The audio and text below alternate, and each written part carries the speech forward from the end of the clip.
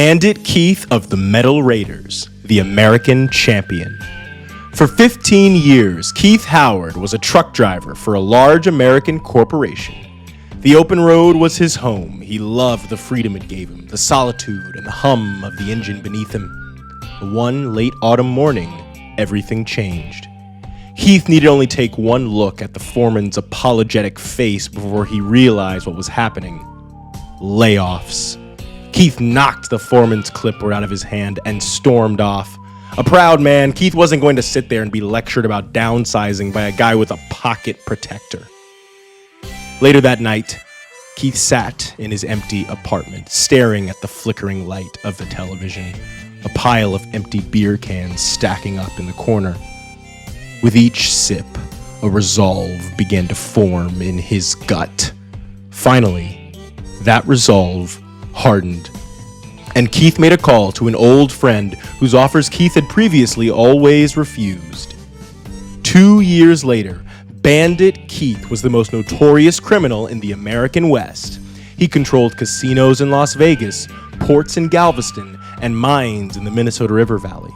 He was respected and dreaded by common folk and criminal alike, known far and wide for his unpredictability, audacity, and the mean streak that lay hidden just beneath his charming grin. But among all tales, one stands out above the rest. One night, he and his men had cornered a rival gang leader in an abandoned warehouse, not unlike the one that started Keith's descent 2 years prior. This rival gang had been a thorn in Keith's side for months, and finally, Keith had them right where he wanted them. Keith theatrically walked the floor of the warehouse, listing their sins with a dark smile, looking each of the rival gang members in the eye as they tried not to break under the pressure of the .44 Magnums pressed up against their temples. Finally, he stopped at the leader himself. The tension was thick, each breath a shiver. Keith told the leader that he could be set free on one condition. He had to play Keith in a high-stakes game of Russian roulette. The rival leader's top lieutenant shouted, "You can't be serious!" Blam! Keith fired without even looking, his gun smoking as the lieutenant crumpled. "I wasn't talking to you," Keith said grimly. He then turned the gun back to the gang leader, showed him the 2 bullets still loaded in the cylinder, spun around once, and smiled. "Let's play to 3, he said, raising the gun to his own head. "I'll start." And then he pulled the trigger with a click that caused even his own men to flinch. And so they played, each raising the revolver to their head 3 times, each narrowly escaping death 3 times. And when it was over, Keith kept his word and the rival gang went free. But they never challenged Bandit Keith again. After that night, Keith became a living legend, a modern outlaw cast from the same mold as the cowboys of old. Bandit Keith, the man who dances with death and walks away. His story became folklore, forever woven into the fabric of the American West. Ambitious as ever, Keith recently set his sights on the Duel Monsters circuit. When he registered for the American Regionals, the Kingdom officers dismissed it as a joke. Surely the bandit wouldn't have the audacity to waltz right into their arms. But on opening day in New York City, Keith did just that, stepping out onto the streets to the largest crowd in Duel Monsters history. Fans packed the sidewalks, the stadium overflowed, and lines wrapped around blocks. It seemed like everyone in the city, lovers and haters alike, wanted a chance to see the bandit in person. As police began to close in on Keith, the crowd roared to life, the thunderous chants, "We will walk! We will walk!" The message to the organizers was as clear as day. If Keith wasn't allowed to compete, they'd leave the tournament en masse. With the event on the verge of collapse, officials scrambled. An emergency call was placed to Industrial Illusions, which then went straight to the prince himself. The prince's representative took the stage on the Jumbotron, making a bold pronouncement. For the prince, the hunt for powerful duelists is about finding the strongest gladiators. If Keith wants to earn his pardon, he can prove his worth in bloody combat. The crowd erupted, and Bandit Keith was in. And after a fierce few days of competition, Bandit Keith earned his pardon and secured his place as the American champion. Keith approaches Duelist Kingdom with the same gritty determination that he used to claw his way to the top of the underworld. He knew that if he looked past the geeks, hobbyists, and corporate suits, that he would be able to find his own kind on the island. The real players, hardened by life, with scars, some you can see, and more that you can't. Keith knows that in that world, the way to gain respect is to assert dominance early, and then never let them doubt your ability to back it up. So, he formed the Metal Raiders, a rough-edged crew as unyielding as the steel he'd named them for, ready to crush anyone in their way. Zygor Satake of the Metal Raiders, the Russian champion. Rising from the icy streets of Vladivostok, Zygor Satake made a name for himself winning brutal local competitions where contestants tested their physical limits, sitting in frigid ice water, enduring electric shocks, and even taking blows from blunt weapons without so much as flinching. Eventually, word of these contests reached the kingdom. In Zygor, they saw a living symbol of the qualities they valued most: power, resilience, and unwavering discipline.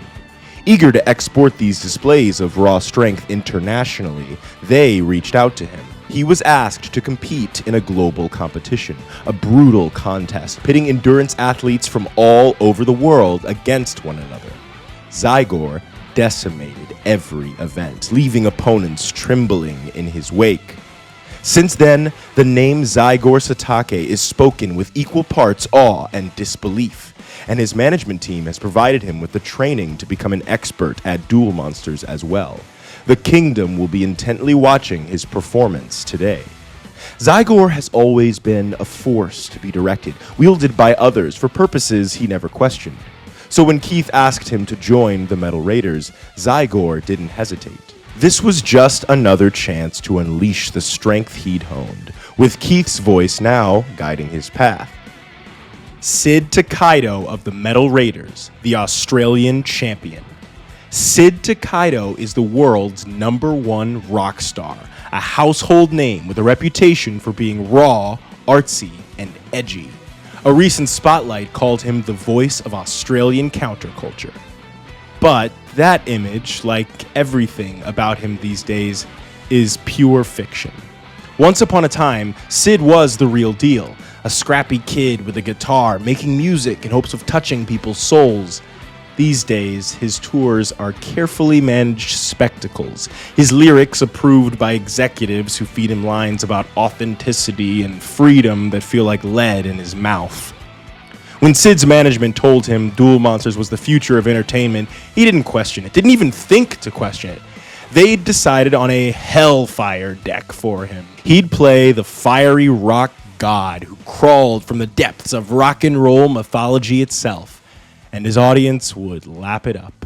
As his private jet drew nearer to Duelist Kingdom, Sid found himself pacing his cabin, staring at his reflection in the window. Memories tug at him, 1,000 tiny moments that used to mean something, but there's one in particular that sticks out like a thorn from his old days. One night, when he was playing out on the street, an old man came by. He didn't say a word, just stopped to listen, eyes drifting shut as Sid played. Halfway through, he pulled out an old, dented pocket watch with some initials carved into the back. He held it tight in his fist like he was carrying some heavy weight. When the song was over, he slipped the watch into Sid's guitar case. "You remind me of someone," he muttered, voice hoarse. "He's gone now." And then, without another word, he slowly shuffled off, disappearing into the city shadows. Back on the jet, Sid fiddled with the watch in his hands, which had long stopped working even by the time it was given to him. He couldn't shake that old man, couldn't shake the idea that that might have been the last time that he truly felt a connection with someone. For a heartbeat, the fire of defiance flickered within him. He imagined calling his manager and telling him to shove it. But he'd been here before, on the edge of rebellion, and he knew what came next. His old fire was just an echo now, and sure enough, after a few moments, that flicker faded. In truth, this version of him isn't just an act anymore. He's worn this costume for so long that it's fused his skin. He couldn't make something real if he tried. And so, as the wheels touch down, Sid feels a grim resolve. While his deck theme was crafted for show, the Hellfire serves a cruel reminder that he sold his soul long ago. And he'll keep letting that fire consume whatever's left of him because, like anyone who makes a deal with the devil, he's too far gone to turn back now. But he's not the only artist with a tortured soul in the tournament today. Meet Step Johnny of the Metal Raiders, the Haitian champion. Step Johnny, born Jean-Jacques de Rossier, is an international superstar, a DJ and dancer known for his electrifying compa beats. Johnny rose from the harsh streets of Port-au-Prince, where life was a constant struggle and survival meant hard choices. Haiti, a land forsaken by the Midgard kingdom, is known for its revolutionary fervor and unbreakable spirit. Once Johnny rose to stardom, his people expected him to be a symbol of that passion. But Johnny saw things differently. Where others saw honor in Hades' fight, he saw the price that fight demanded, making an enemy of the Midgard kingdom, a price he was unwilling to pay. Driven to escape the cycle of destitution, Johnny set his sights on fame, determined to make a name for himself by any means necessary. No bond is too sacred to sever if it serves his climb to the top, and no one knew that better than his first group of friends with whom he performed and shared his early rise. When his ambition outgrew theirs, he elected to avoid the tough conversation about breaking up the band. Instead, he leaked a damning video of his closest friend, sparking a scandal that justified his departure. His betrayal left lasting scars, but it also catapulted him to solo stardom, and he's never looked back. Ghost Kotsuzuka of the Metal Raiders. Ghost Kotsuzuka is one of only 2 competitors today who made it to the island without qualifying or taking on Pegasus's eliminators. An orphan who grew up an urchin on the city streets, Ghost was born with a severe glandular complication, which is responsible for his gaunt and sickly appearance. Always tormented by the other children, Ghost found comfort in the solitude of the local cemetery. He never knew who his parents were, but he figured they must have lived nearby, so they just had to be buried there. Ghost memorized the names engraved on each and every headstone, and he would often wander the graves, imagining a life for each of the inhabitants, imagining how he would fit into that life if these were his parents. As time went on, Ghost became a fixture there, so much so that the locals spun stories of the ghost of Goldfine Cemetery, an evil wraith who would steal the souls of the unlucky. But Ghost didn't mind. He enjoyed the isolation, until one night when everything changed. While scavenging for scraps in an alley on the outskirts of the city, Ghost was pulled from his solitude by the screech of a truck's tires. A figure stepped out. Bandit Keith, confident, charming, and commanding. Ghost had grown accustomed to people looking through him, but Keith was different. His gaze settled right on Ghost.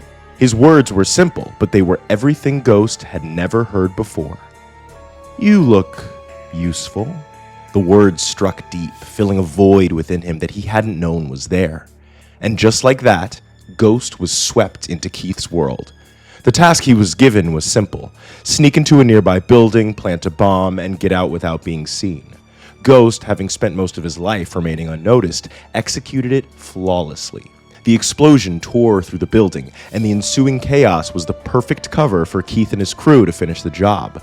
Ghost watched, heart racing with exhilaration. For the first time in his life, he wasn't invisible. Keith had noticed him. Keith had wanted him. As Keith's men finished cleaning up, Ghost watched with longing from the shadows. Keith's truck roared to life, and just as it was about to pull away, Keith turned his head. "Well, you're coming, aren't you?"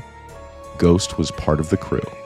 As time passed, Ghost proved invaluable. He became Keith's shadow, his eyes and ears in places no one else could reach. When Keith told Ghost that he would be accompanying Keith in his suitcase to Duelist Kingdom, Ghost was elated. He remembered the chilling line that came at the end of every Industrial Illusions commercial. "If you find your way to the Duelist Kingdom, you may compete." Ghost built up the courage to do something he never dared to do before. Ask Keith for a favor, to buy him a deck of cards. Keith's amused chuckle echoed in his ears. "Isn't that cute, boys? The Ghost wants to compete." Keith shrugged. "Why not? Could be a good laugh, if nothing else. Just don't let it get in the way of your duties." And so, Ghost's journey to Duelist Kingdom began, not just as an enforcer of Keith's will, but as a competitor in his own right.